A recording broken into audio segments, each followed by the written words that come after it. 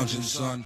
All right, welcome back to the Comic Lounge. My name's Ryan, and with me today I have Mr. William Schanes here, who is done so much in comics. I mean, like from Pacific Comics, you're talking with Diamond. There's so much that I want to talk to you about today, but I'm super happy to have you on the show. My pleasure. It's exciting. So, like I said, you co-founded Pacific Comics in 1971.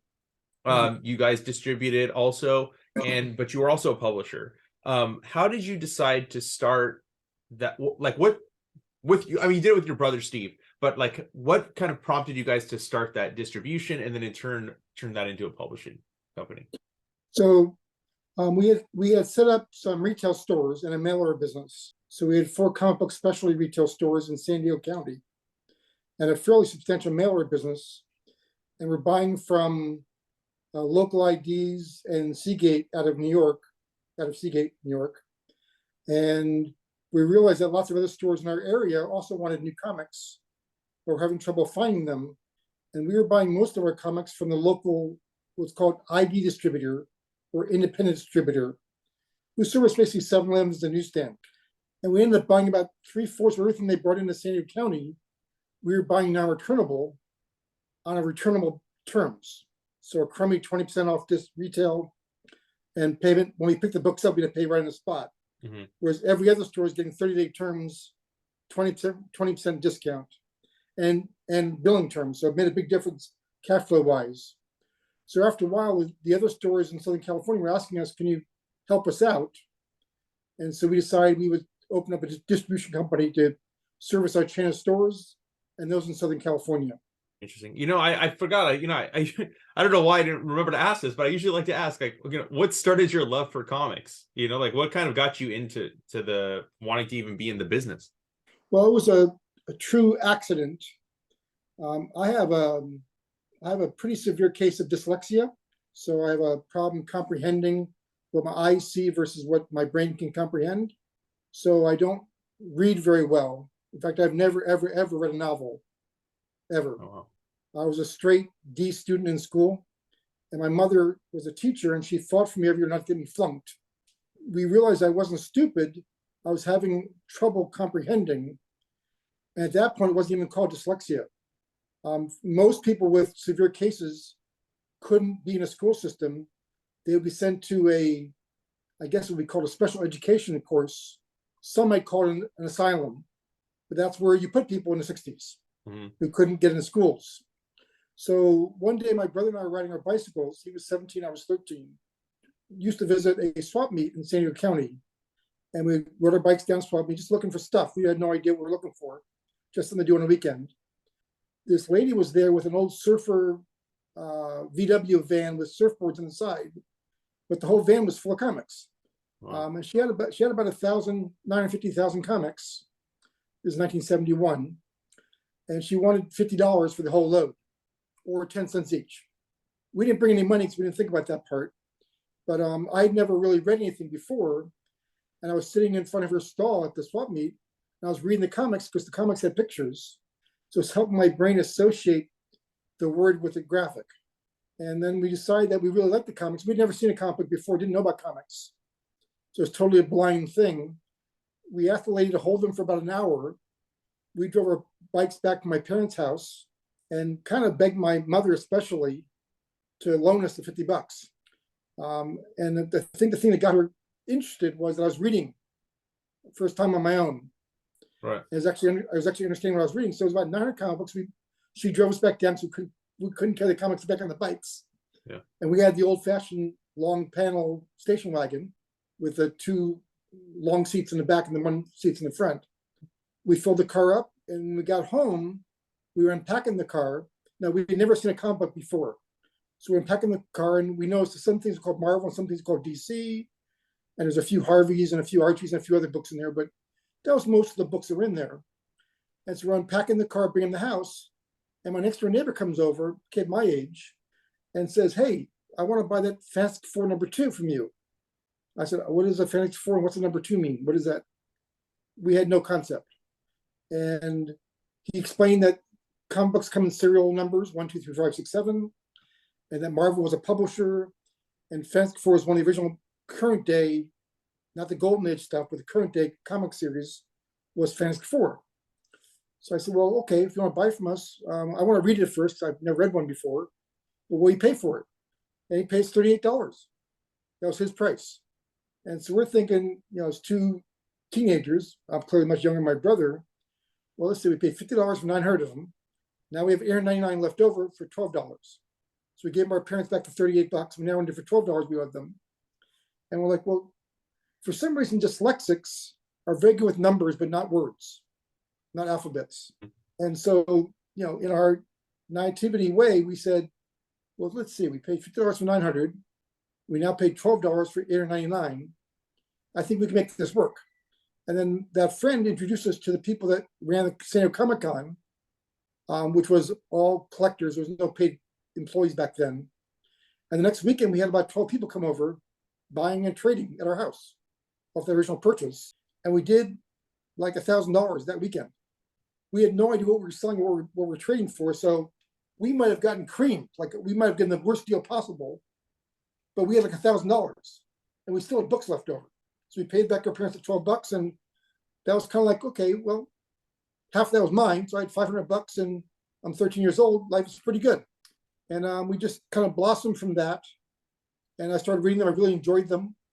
And then pretty much the entire committee came over to our house for 2 years in a row, every weekend. And they were then starting to bring some of the fans and collectors with them. And so on some weekends, we had 40, 50 people shopping at our house. Oh, wow. It was total madness. And our parents had bought a house in Pacific Beach, San Diego, a beach community. And they had converted the garage into 2 bedrooms. And that's my brother and I had those 2 bedrooms, and we filled them up with comics from ceiling to floor on all 3 walls and around the doorway, with shelves in the middle of the room and a mini bed in the corner, so we could fit more comics in there. And it just expanded out. And then we had so many comics, our parents were getting kind of upset that it was like a flea market at our house every weekend. And they said, you got to do something. We can't deal with this. There's too many people roaming around. Like they're in their bedrooms. We had a swimming pool back, so swimming, and people coming over uninvited, just flocking because we had a lot of comics. And so they basically said, you got to get them out of the house. So we opened up a store in Pacific Beach, small store, 1,000 square feet for $200 rent. We went for the all-important cheapest rent we could find versus location. How old were you? 15. Crazy. My brother would have been 19. Wow. We opened up the store and it did phenomenally well, like really, really well. We became part of the Comic-Con committee members. My brother was co-chair in his second year of being the committee.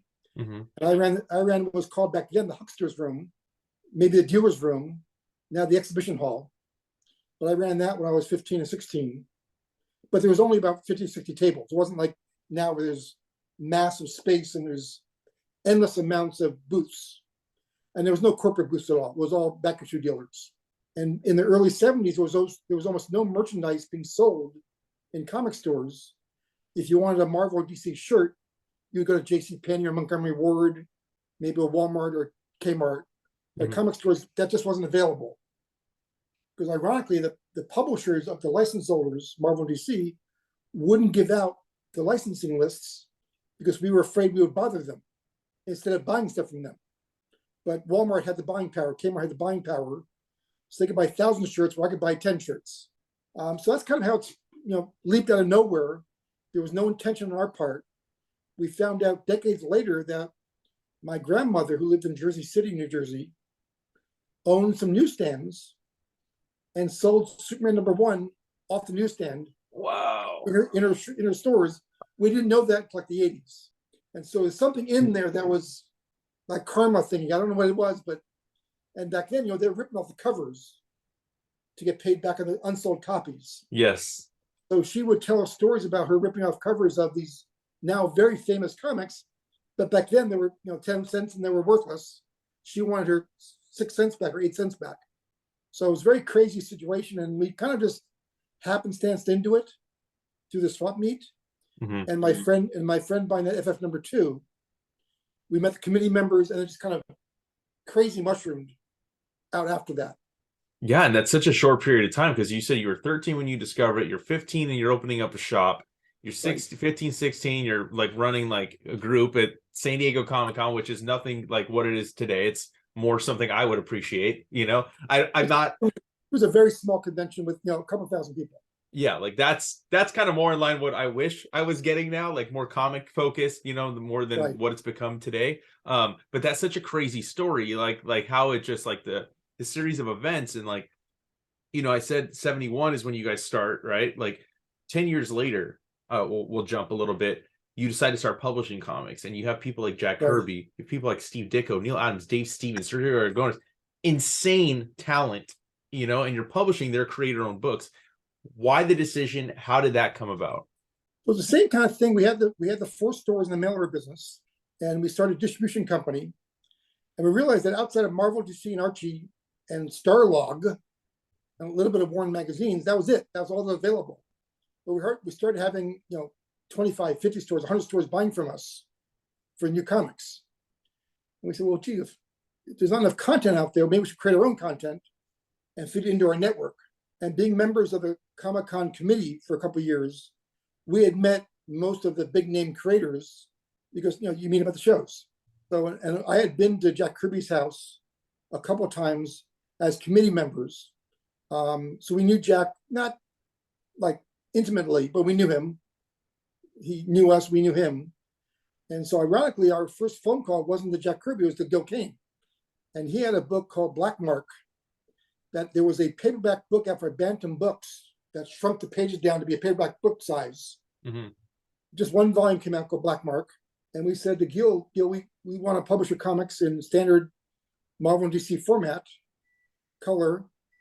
And there's this new group of stores coming up, comic book specialty stores, that I think would embrace comics made for them.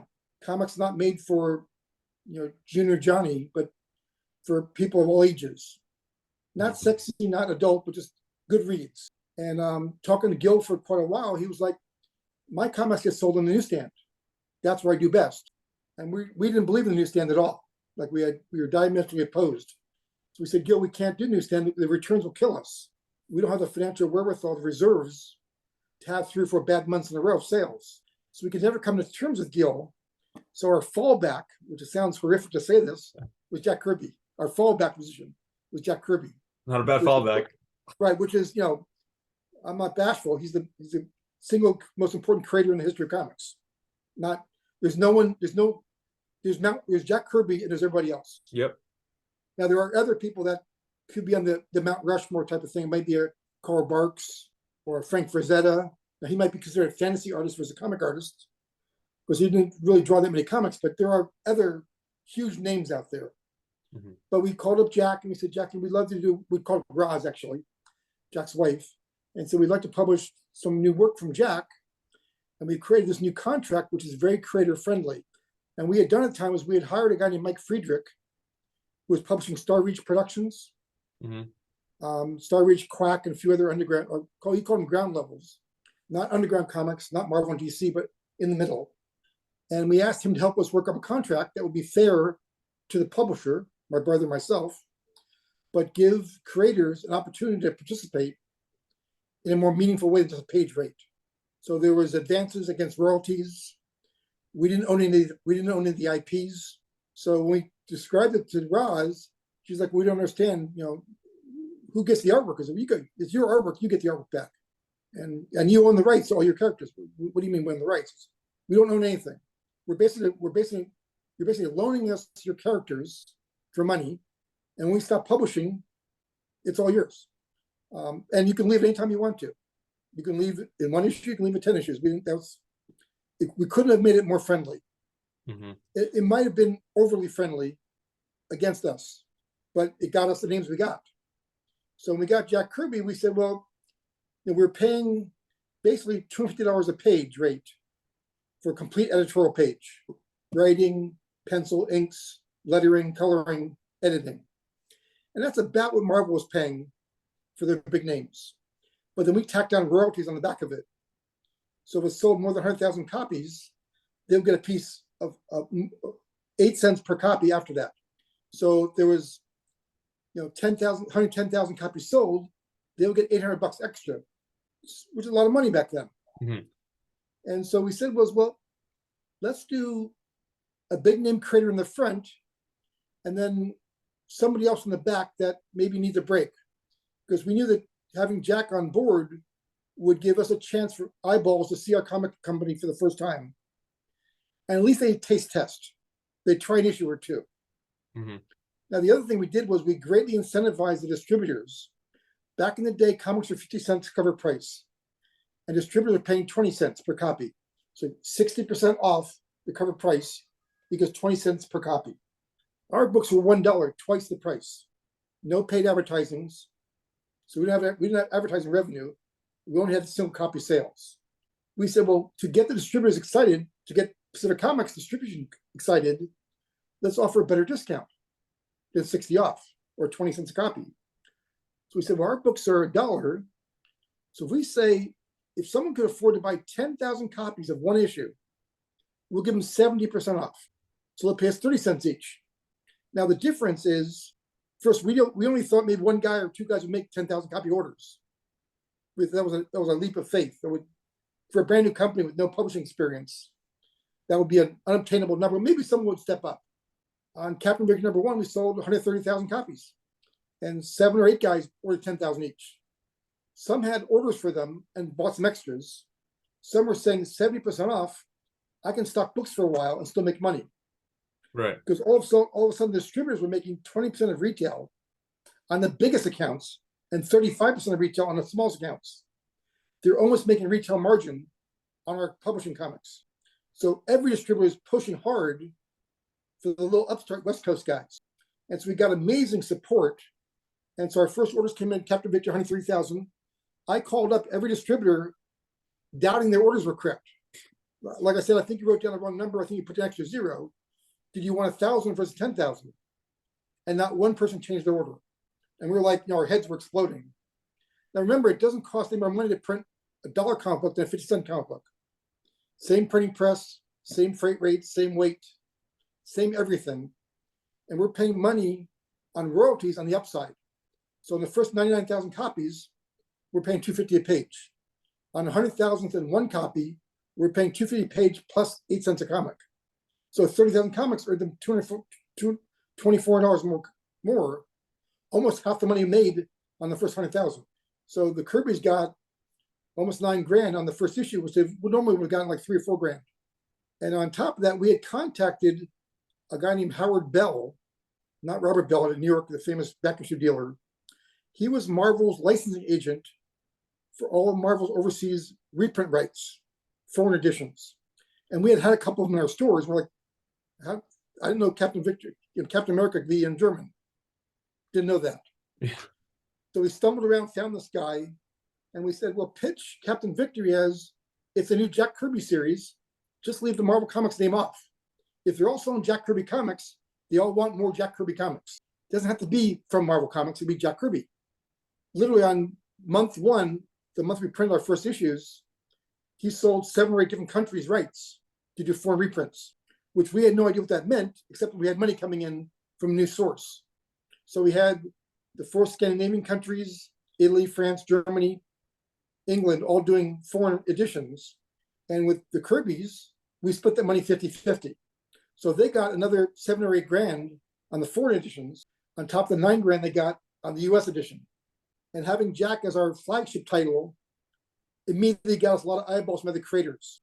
So we had sent Captain Victory out to a lot of creators we knew from Comic-Con days, saying, hey, we'd love to be part of this. And we created some pretty slick, cutting-edge brochures about comparing Marvel, DC, and Pacific Comics on a breakdown of every 1,000 copies sold, here's what happens. And we had creators telling us the Marvel deal, so we knew it was accurate. And so eventually we besides Mike Friedrich, we had I think it was, I could be off, I think it was Frank Miller and Bill Sienkiewicz and one other person read over the draft agreement, ask them if they would sign it or not. And they made some corrections. Oh, I'm sorry, Neil Adams was the other person. I dealt with Christine, she was my age, but she was already working at Continuity at the time. And so they all gave me feedback. And Neil was, of course, a big proponent of creator rights with the famous Siegel and Schuster case against DC. Right. And so we got some feedback from them. And Neil said, like, I can work on this agreement with a couple of minor tweaks. And we're like, well, if Neil Adams thinks it needs to be tweaked, then it needs to be tweaked. Because we didn't know any better. And we want to publish Neil Adams. And so we got Captain Victory going, and we put a backup feature by a lesser known person. And that's what we did in all our books. We got to introduce some newer talent on a much bigger stage, along with I'll call it the blockbuster names. And we got our second big book was Star Slayer by Mike Grell, who had just come off a hot run of Warlord. Super hot for DC, one of the best-selling titles. Right. And he said, well, if you're publishing Jack Kirby, that's good enough for me. I'd called Steve Ditko on the phone, asking if he'd be interested. He asked me to write him a letter, which I did. There's no faxing telegraphs back then. He emailed back a postcard saying, come to my office, come to my house in New York. We'll talk about it. So I took a plane flight out there. My voice has always been very, very low. It's just that's my voice. Mm-hmm. Excuse me. So I visited Ditko at what I thought was his apartment, but it might have been a studio. It had a bed right in the center of the room, and all three walls were bookshelves full of comics, but they weren't organized. It was like an earthquake had happened, and all kind of were disheveled. So he was just kind of tossing the next issue on the stands on the bookshelf. So some would be straight, some would be sideways, some would be flat, some would be bent in half. It didn't really matter to him. It was just reference material. And we talked for a good 3 or 4 hours. And he agreed to do a backup feature. He said, I can't do a monthly, but he'll do a backup feature. And we said, well, that'd be fantastic. We'd love to have you as a backup feature. Steve Ditko. That's living pretty large. Yeah. In the course of our 2 or 3 years of publishing the color comics, we really ended up with a tremendous stable of creators that were both a mix of these huge names, and then first-time appearances. Dave Stevens, Jeff Darrow. These guys had not been published before, or never in a full color or a national publication. And so it really mushroomed very beautifully. And we ended up doing about 7 or 8 books a month within about a year and a half. It was pretty amazing. We were really learning on the fly, and there was a lot to take in for 2 young men. And so we're making some, we stubbed our toes a few times. We realized that not all creators are Jack Kirby. Yeah. Jack was a machine. So if he said I'm doing 24 pages a month, he was doing 24 pages a month. If he was doing 40 pages a month, he's doing 40 pages. There was no doubt it would be turned on time every time. And not every creator is like that. And so we were giving out financial advances to motivate them, but then the artwork wasn't coming back in. And then there'd be a story about, well, I used that money to do something else, but I need more money, and I'll finish the issue up real fast. And then they didn't finish the issue real fast. So we tied up a lot of cash on future books while the current books were happening. While we had the stores, we had the mailer business, and we had the distribution company. So we had, over 100 employees, not freelancers. We had 4 businesses going on all at the same time, and we didn't have an accountant or a lawyer. So we really were learning on the fly. Yeah. And our bank, we were doing some pretty big numbers at that point for 2 young kids. Our bank's saying, you have to have an accountant, you have to have an attorney to help you understand what you're doing. You don't have the tools. I never went to college, and I basically failed out of high school, barely made it through. And my brother was an art student, an art major. So not exactly an accounting finance either. Yeah. And so the bank kind of forced us to get an accountant, which at first was enlightening because he showed us how things worked. And then he stole a bunch of money from us and then left town. So that was a good and bad experience. We realized we needed one. We just needed a better one. That was a long-winded answer to your question. Sorry. Yeah. No, it's fine. This is why I asked to talk to you, man. I love hearing these stories because it's a small blip in comics in terms of like the production of like the comics you did, but it's like the creators you worked with, and like I've gone back and gotten some of them, and I love them, So I kind of want to know, like, who were some of your favorite creators to work with, and in terms of like, I don't know how closely did you work with them too, I guess. Well, so on the publishing side, David Scroggie from the Dark Horse fame later on, did the merchandise, was also involved in Comic-Con in 1975. He was working on our retail stores. I mean, we moved over to publishing. So he was one of our main liaisons for creators. Certainly, I had met in 1972, I think, 73, whatever, Ellie and Frank Frazetta at a Arizona science fiction show, Worldcon. And I had met Mrs. Rosetta. They had the original 24 paintings on display. The 24 posters that got very famous, that were on every paperback book cover of Conan. They're famous, called the 24. Okay. And everybody had to have the 24. And I said, well, at some point in time, we'd like to publish Frank's work. So she gave me her phone number right on the spot. So a couple years later, I called him up and I said, a guy answered the phone. I said, I want to talk to Frank Frazetta. And the guy hold on a second. She shouts, Ellie, someone's on the phone for Frank. He's shouting. So I can hear it. And she shouts back, Frank, give me the damn phone. So Frank answered the phone, but didn't want to be known as Frank Frazetta from maybe a potential crank call or an outright fan call. So I explained to Mrs. Frazetta, Ellie, that we had met at the science fiction show. She said, remembered me. I don't know if she did or not. She was very polite. And we had saw a National Lampoon cover, had a new cover that was really beautiful. We loved it. We wanted to publish that in a copy of our catalog, our mail order catalog. 1977 had a Frazetta cover, which was crazy. So we were doing our catalogs twice a year, and they'd be, we had them illustrated by local creators, some of them famous, some of them not so famous. Scott Shaw, John Pound, Rick Geary, Stout, people like that. They were doing spot illustrations. Like you own a famous restaurant and they take a picture of the famous star and put it on the wall, or a famous illustrator. We had those in our stores, and then we started putting them inside our catalogs to make them more professional. We were one of the first people to have a typeset catalog that was actually not done on type. First one was done on a typewriter, but a couple years later, we got actually a typesetting machine. We did this Frazetta catalog. We were selling about 5,000 catalogs per issue, and making money off the catalog sales and making money off the sales of the books in the catalog. And the Frazetta cover came out, and we sold 5 print runs, over 25,000 copies. And our mail order business tripled on that Frazetta cover. Because quite honestly, for the young boys and young boys of heart, getting that cover in the mail, maybe under your parents' nose, was a huge windfall. Maybe you couldn't smuggle a Playboy or Hustler or whatever, but you can get a catalog from a comic book dealer and buy backer shoes. This happened to me, the catalog cover was a little sexy because she's kind of nude from the waist up in Frazetta style, which only Frazetta can do, as your t-shirt indicates. Yes, this is a Frazetta shirt, yeah. Right.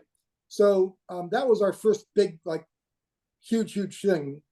When we started getting the Rocketeer pages in from Dave Stevens, he was only giving us one page every couple months, but every page was like a jaw dropper. He was a meticulous person for detail. So when he was drawing planes or background, he was visiting libraries, he was visiting airports, he was taking photographs as reference work.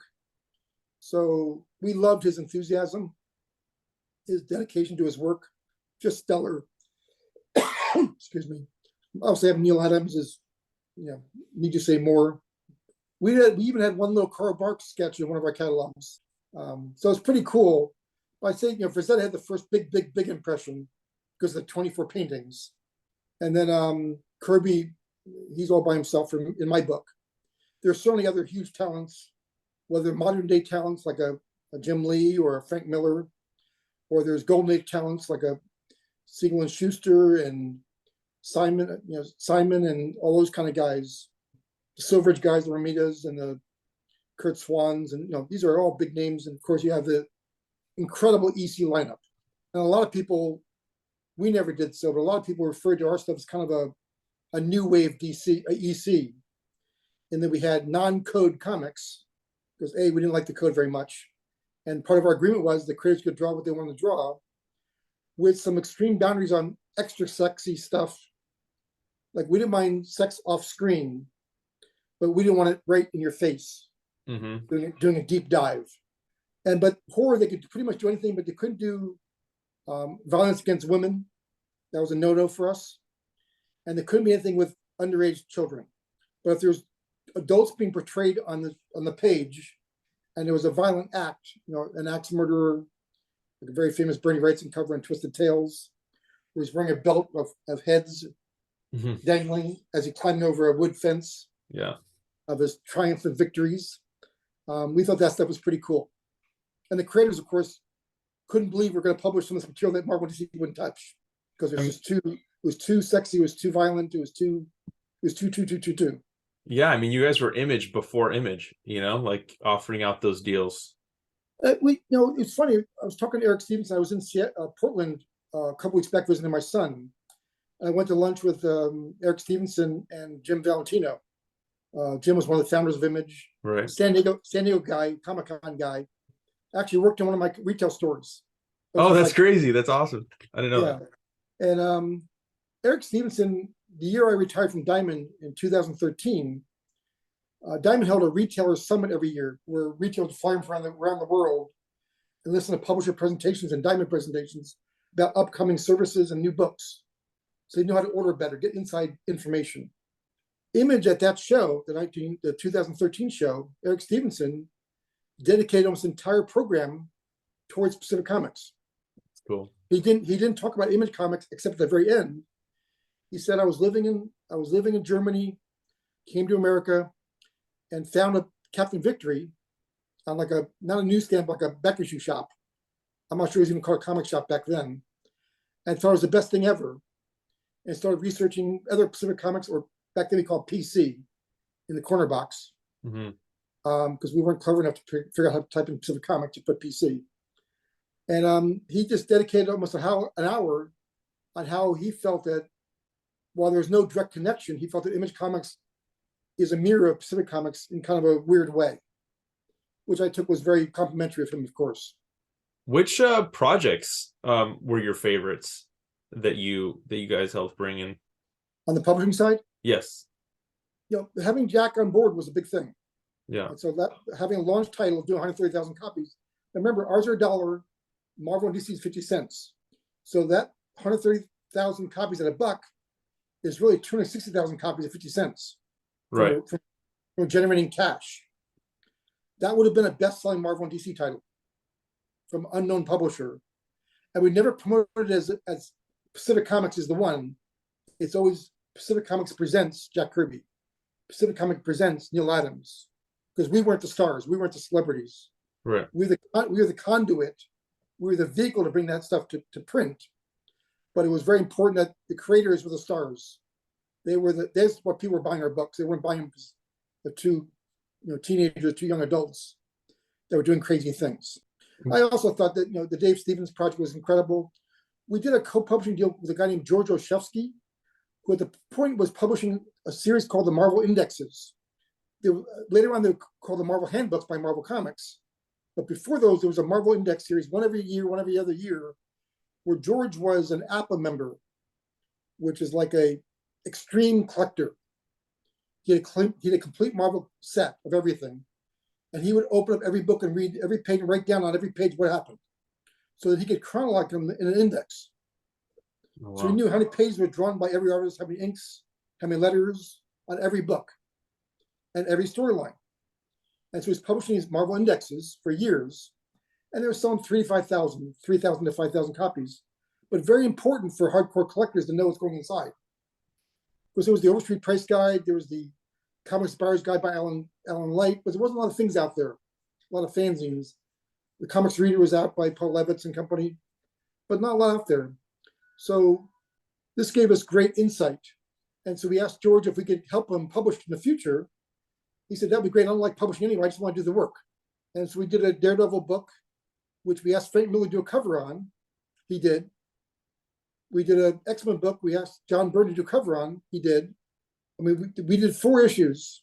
Our first one, which was Daredevil, sold 38,000 copies. George's bestseller was 3,000. That was over many print runs over many years. We did the indexes became huge, so important that Marvel took the license away and just did them under the Marvel Handbook line. Wow. Because they can make publishing margins versus royalty margins, and that was fine. But they were very important books in the day. And what inevitably led to Pacific to stop publishing comics? Well, I think part of it was we were still pretty young, so we closed up shop in 1984, and we had 4 retail stores, a distribution company, 4 publishing entities. Most are not known. One is called Blue Dolphin Enterprises. That was the corporate company that owned everything. We only published a few books. We published the Blade Runner products from the movies. We were on set for the shooting and got to take some photographs behind the scenes. We had Pacific Comics Publishing. We had Schanes did the portfolios. And then we were just doing so many things without financial backing. We kept advancing creators. Some retailers weren't paying us on time. Some distributors weren't paying us on time. We didn't have the business acumen to really understand what that all meant. So we kept going in go position. And we just said, let's close up some things. Let's narrow our focus down. So I think and my brother and I disagree on what year this was, but I think it's like in 1982, maybe 83, but 82, I think, we had done about $11 million in business through all the different entities. But we were losing money. We just could not figure out. We didn't have the right accounts, right attorneys in early enough to get us out of the hole. So we sold off some stores and closed some stores. We sold off our distribution business, our West Coast business to Bud Plant. He was not doing new comics at the time. He was a fanzine distributor and a mailer dealer for fanzines for fans. And we sold off our main building in Sparta, Illinois, is actually Steelville, to Capital City, which is where Capital City started their main business. And ironically, in Steelville, which is where we opened our warehouse up, that's the home of another one of those weird coincidences. That's the home of Seagar, of Popeye fame. He was born there. He was born there. And the middle of town, there was when we opened up our warehouse there was a huge statue of Popeye as I'm driving around looking for a warehouse. And I said, this just makes sense. We were finding a warehouse here. So we found a warehouse, which was an old fire engine warehouse, or firehouse. We had the pole down the middle of the building, and the city of Steelville had a bunch of foreclosures it was a dying area. And so we made a deal with the bank to take over the payments after 2 years of no rent. That was the negotiation. Because who wants an old firehouse that they're not going to do any capital improvements on? And so we literally, our offices are upstairs, and the truck came in from Sparta, Illinois. We slid down the pole to start pulling new comic. It was a crazy situation. I want to ask before we jump ahead. I is there anything that you would give in terms of advice to a newer publisher that was trying to start today from all the stuff that you've learned? It's nice to have some money, which we never had any. So if you've got some financial wherewithal or financial backing, you've got good support, whether it's family and friends or accountants and attorneys, those are all nuts and bolts things that are very important. But you have to have a good vision. And I don't know what people want to publish these days, but if you're doing licensed comics, do them authentically. So if you're doing My Little Pony, do it like you own the property. Don't cheat the process. Do it great. Doesn't mean you have to pay the most or pay the least. Just got to do it great. Be a very good listener. Creators will tell you what they want. They're not always very truthful, but they'll tell you what they want. And so you have to take it with a grain of salt. And then really build relationships with retailers, media, even other publishers. Getting the word out is pretty important. And with today's internet, it's a mixed bag because you get your word out pretty fast. But so many channels of communication, it's hard to get a focus. It's like when I was at Diamond, I started the previews catalog, which is now a phone book for most people. That when I got there, it was a 2-page order form, no pictures. Oh, wow. I had Marvel on one side, DC on the other side, and a Starlog, and that was it. I got there, I had done an illustrated catalog at Pacific Comics wholesale. And so I sold Bud Plant. That was Bud Plant's first wholesale catalog. When I came to Diamond, I said, let's go buy Bud Plant, because I knew all about Bud Plant's business, because I sold them Pacific Comics piece. And Steve Jepp had already started buying some regional distributors before I got there. And then between that and when I got there, we ended up buying 20 different distributors over time. Part of that was taking the Pacific Comics original wholesale catalog, which Bud Plant embellished. We then hired Bud Plant's catalog department to move to Baltimore, and then to mushroom it out to even a bigger thing. And so we started off doing a black and white catalog with pictures. And within a year or two, we were doing color covers and then color interiors. And now it's the phone book it is these days, which is, 600 pages of goodness. But, some people don't like it, but to me, it's the only true test of an accurate timetable of what's happening in pop culture. Because you knew whatever's happening during that day, 2 or 3 months later would be in the catalog, whether it's maybe popular things like Black Lives Matter, LGBT groups or underground comics or war, protesting, Kent State. All these things were happening in comics. And so you knew when the catalog came out, that was your time capsule. That was your stamp in time, what's happening around the globe at that one month period. So if you kept those catalogs, which I did for decades, I finally chucked them because it took up like 8 bookshelves just for the catalogs. That was the history of the pop culture from 70 through 2020 or 2022, whatever. Mm-hmm. Pretty important things. They were trying to do too many things at once. So that in the Diamond case, the previous catalog, it was trying to be a consumer catalog, a wholesale catalog, a publisher catalog, and trying to get all that mixed messaging out became very, very challenging. And ultimately, it was mixed messaging. You try and talk to a retailer in a consumer publication. You try and talk to a consumer in a retailer publication. It got, the words we're describing things and the consumer's like, what are you talking about? And then we're talking to consumers and the retailer's like, the catalog's for us, man. Stop talking to our customers. So it got very entangled, but it was a necessary evil because it got the word out. I love the previous catalog still. I still buy it. So, I love going. I mean, I think I first saw it probably when I was like 13. Mm-hmm. And I probably didn't buy it steadily throughout, but I would always flip through it at my whatever shop I was at. I've worked at shops like as a kid for store credit or whatever. Sure. But I still love flipping through that. Like I don't save them. I used to save them too, but I'm like, man, these things are taking up some space. You want the space for graphic comics, catalogs. Yeah, right. Exactly. So, but it is cool to kind of look back. I think when I did finally get rid of some of them, I did flip through it again, and I was like, oh man, I remember when that comic came out or whatever. It is cool to look back on that. That's right. What was some of your obviously you worked at Diamond for 28 years. That's a very substantial amount of time. You went from retail to publishing to also distributing, but now to go work for Diamond, which Diamond was the only distributor for such a long time, coming from where there was multiple distributors when you first got into it. So what was your time like at Diamond? Well, it was interesting first of all, when I closed up shop with Pacific Comics in 1984, I took about 9 months off and didn't do anything. So my daily routine was I took my bicycle, strapped on a surfboard and a basketball.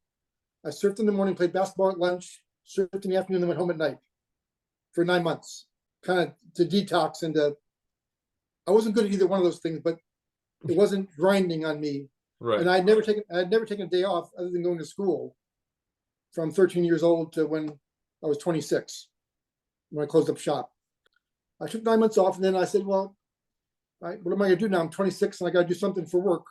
And in San Diego back then, there was retail stores, comic shops, but there wasn't IDW, there wasn't anybody else locally. So I realized, well, I know the most about distribution. I didn't want to move to New York City with publishing, although I could have done that. So I called up the 4 big distributors, Glenwood, Capital City, Bud Plant, and Diamond. And I knew right away that I wasn't going to be a good fit with Russ Ernst, who was Glenwood. He was out of the St. Louis area. He and I had opposing viewpoints on a lot of areas. And so I just felt like that was not be a good fit. But interviewing for Bud Plant in Capital City and Diamond, I wanted to work for Bud Plant because he was in California. So I had to move north. 10-hour drive would be back in California again. He lived in the wooded mountains, so a very picturesque area. So the aesthetics were incredible, but unfortunately, Bud didn't play very much. So I couldn't support a family. If I want to have children, I couldn't do that at Bud Plant. Mm-hmm. It made me very sad that he made an offer, but I declined it. And then I made a pitch. Well, Capital made a pitch and Diamond made a pitch. Both guys came prepared. Milton and John interviewed me on the phone. And then Steve Jepp interviewed me on the phone as well, separately, of course. And I described to Milton and John at Capital City, they had a lot of questions, and I had some questions for them. I said, I view Capital City like a beautiful wedding cake. Got 4 or 5 tiers, impeccable white icing, red roses, the man and woman on top. It looks spectacular. I said, your marketing, your sales are top notch. When you cut the cake and take a bite, it doesn't taste good. You don't have good finances. I can't help you with that. I've already proved that. I can't help you with that. Mm-hmm. If I could, I would have done Pacific Comics. They offered me a very nice job. It's a decent package. I declined it for two reasons. One is I didn't feel like I would have a big enough impact because what they're good at, I'm good at. And two is it gets really cold in Madison, Wisconsin. I want to be that cold. So I had the same type of interview with Steve Jeppy at Diamond. And he had a bunch of questions for me. And I didn't realize how small Diamond was at the time. They were very small. And I had some questions for Steve. I said, Steve, here with this beautiful wedding cake, 4 or 5 layers. What's really weird is there's no icing. There's no roses. There's no man and woman on top. Just a cake. But every thin slice I take tastes delicious. So you have your finances together. I can do everything else. I can do marketing. I can do sales. I can do promotions. If you pay your bills on time, we will make a great team together. He made me an offer, which was much less than I was making at Pacific Comics, but still money. And we made the move to Baltimore on November 11th. Well, we left San Diego on November 4th, did a 7-day drive across country in a U-Haul truck, loaded by myself and my wife, and had a dog and a bird in the cab, an African macaw, which is a 12-foot wingspan. Oh, wow. Inside our cab for 7 days, and drove across country and came to work for Diamond on November 11th, 1985. Yeah, it's at the time I learned that Diamond had done about $8 million that year in total business, in just wholesale. They weren't doing publishing. Steve had retail stores, but they were not included. He had other businesses like Back Issues and Rare Comics, and Original Art, but that was separate businesses. What happened was I'd been talking with Steve about how do we want to position the company going forward on the phone before I got there. He said, well, there's a new trade show coming up in Chicago. I want you to represent us. So I can do that. It's fine. So he told me, I've got a booth set up. Everything's going to be there ready for you. Here's your plane ticket. So you get to Baltimore. You're going to be there for 3 days, and you're going to fly out to Chicago to represent Diamond at the trade show. I said, that's fine. He said, by the way, you need to have some business card made. Said, okay. And you need to have some signs for the booths. I said, okay. And you need to have some brochures made. I said, what did you do? He says, I bought the plane ticket and I bought the booth. I said, Steve, you have to have stuff to talk about Diamond. He goes, right, you're here. Go create something. So in 3 days, now Steve Jeppy's brother, who's passed away a few years back, Mike Jeppy, owned a small printing press in Little Italy, downtown Baltimore, in a basement which you couldn't stand up in when they printed stuff. So the ceilings were not 6 foot tall. But he printed stationery, business cards, little flyers, and little catalogs with 1 or 2 days notice. So I drove down, I said, I need all this stuff now, and I'm flying out 2 days from now. You got to make it happen. So on the way out there, Steve says, oh, by the way, announced we're opening a Chicago warehouse. I said, that's fantastic news. So where's it going to be? I said, we don't know yet. You got to go find a location for us. So what do you mean? He goes, well, just announce it and then find a real estate agent, go look at properties, and then sign a lease. Well, I don't understand. I thought I'm going there to entice retailers to buy from us. You are. We're opening a Chicago warehouse. Like, well, okay. So I had developed in my mind, for every market, there's going to be some huge accounts, a typical account, and some small accounts. So I had developed this scheme that I called Win the Kingdom. If you get the points on the crowns, the big accounts, you win the kingdom. Because you take all the volume away from the other distributors. So I laid out in those 3 days all the big accounts in Chicago and made sure I sat down with them one person by person while I'm out there at the show. Moondogs, Jamie Graham, Graham Crackers, All American. There was 8 big accounts, 7 of which were at Capital City. 1 was at Diamond. Moondogs was at Diamond. He was buying from our Sparta warehouse, not even our Chicago warehouse yet, because there wasn't one. And we made all stuff, and we eventually had Don, our Atlanta manager, move out there to open it up. I found a building that week, signed a lease a couple weeks later, brought in inventory, shelves, brought in staff. And ironically, when I went out for the grand opening, which is a couple months later, Don had hired only women to work in the warehouse. It was not your usual typical warehouse situation. I'm like, Don, but these boxes are heavy. Not that women can't lift heavy boxes, but these boxes are heavy, and it's hard work. And these women are dressed like not night clown, not night club dresses or outfits, but they were looking pretty sharp, like they were good looking ladies. He goes, well, they work hard, they do the work, they don't complain, and the customers spend a lot more time and spend money in the warehouse. They don't leave with the new comics. They just stay and shop and shop and shop. And I watched and they didn't leave. They shopped and shopped and shopped. They spent more money they want to spend. For some reason, I wouldn't understand why, but they spent more money. Yeah. Very peculiar. And ironically, going back to my Pacific Comics retail days, in 2 of our 4 stores, we had women cashiers. I always felt that, not that men were better, women were better, but that half the population were women. They'd be more comfortable going into a geeky atmosphere with a woman behind the counter versus a geeky guy. Yeah, makes who sense. Who may or may not be as sensitive to the woman's side of the equation than a guy's club. So I thought that was interesting, kind of a weird coincidence. And we got there, we doubled our business, we doubled our business for like 8 years in a row. And from the 8 or 9 million, we're doing 200 million just a few years later. And Steve kept acquiring people. We were acquiring our competitors. And then something significant happened where Steve's always had a personal assistant to help traffic incoming phone calls and mail and that kind of stuff. And if you know Steve's history at all, it's peculiar. He was a mailman by trade, like a going door to door. Mm-hmm. And he used to have a comic book collection. And while he was delivering mail, he would ask people if they had any old comics during his route. So occasionally he'd score collections while delivering mail.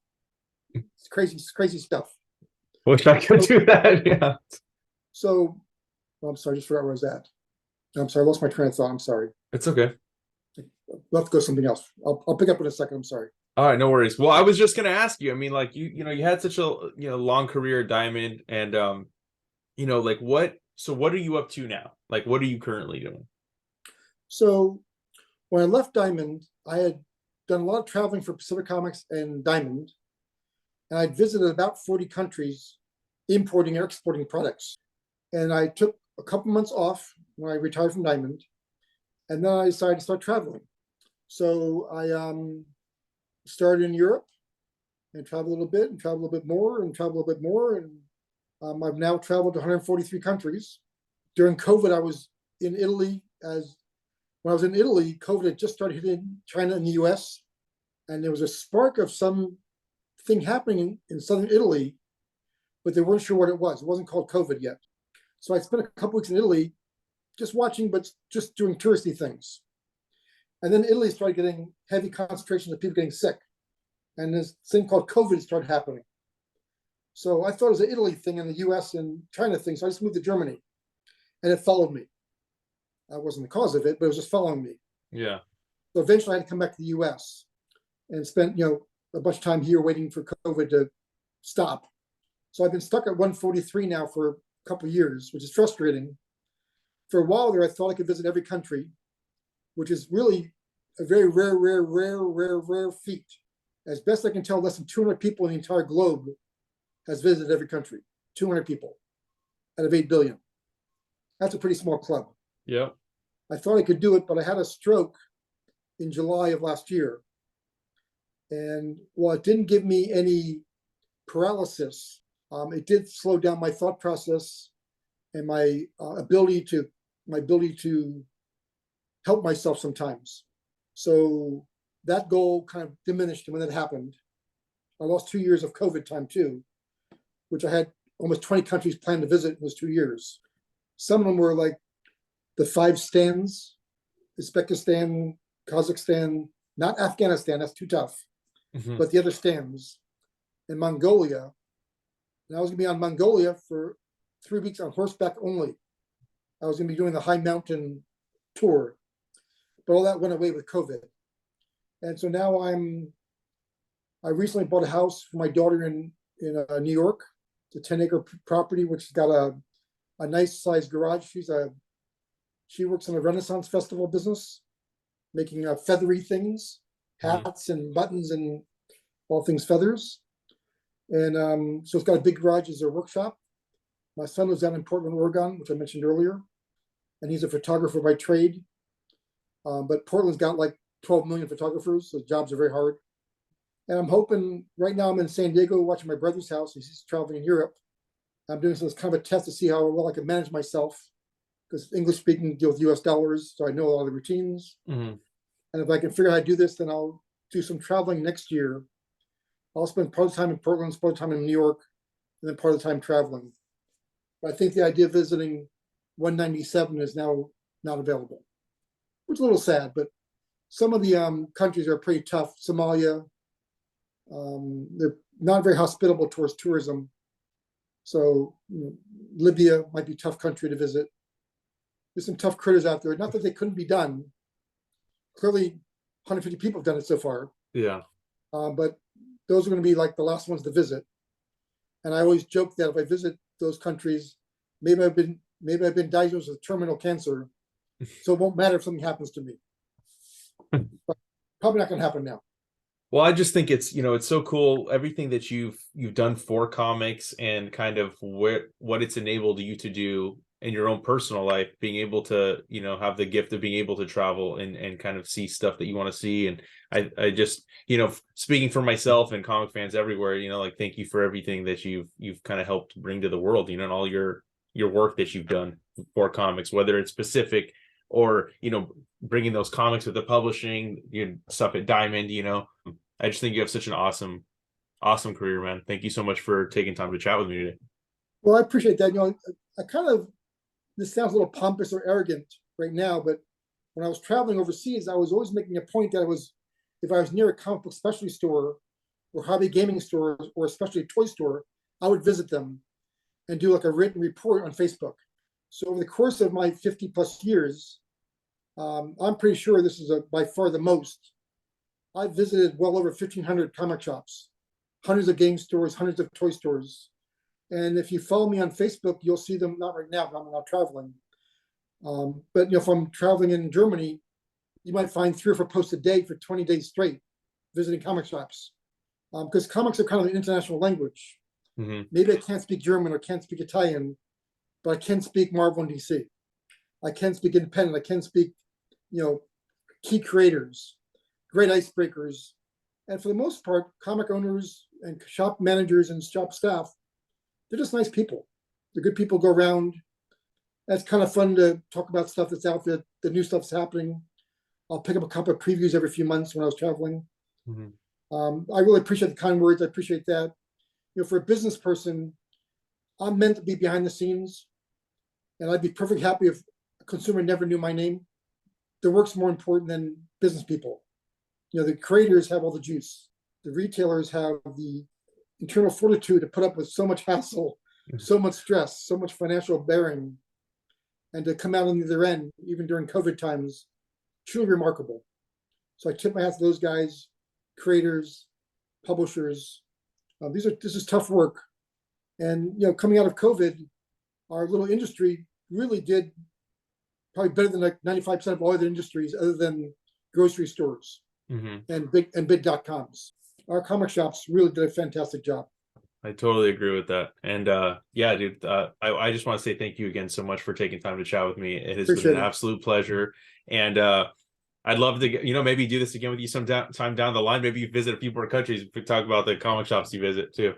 You got it.